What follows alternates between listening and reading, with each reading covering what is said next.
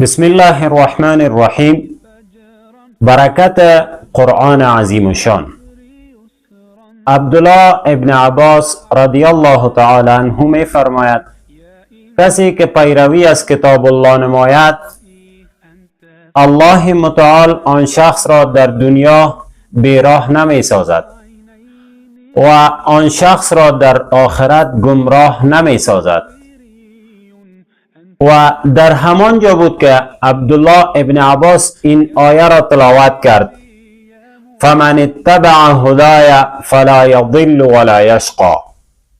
کسی که بالای هدایت نامه من عمل نماید، آن شخص نه در دنیا گمراه خواهد شد و نه در آخرت بدبخت خواهد شد.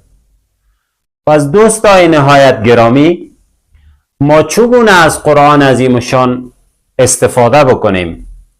طریقه استفاده کردن از قرآن عظیم شان را رسول مقبول صلی الله علیه و سلم می فرماید که 5 چیز است در قرآن عظیم شان که اگر مراعات کردی از تماما قرآن عظیم شان پیروی کردی.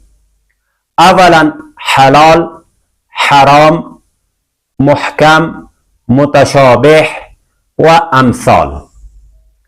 حلال یعنی آن حصه از قرآن عظیم شان که گفته ای کار حلال است انجام بدیم. حرام آن چیزی را که الله متعال نهی فرموده و حرام کرده او را منع قرار داده و از او پرهیز نموده و انجام ندهیم.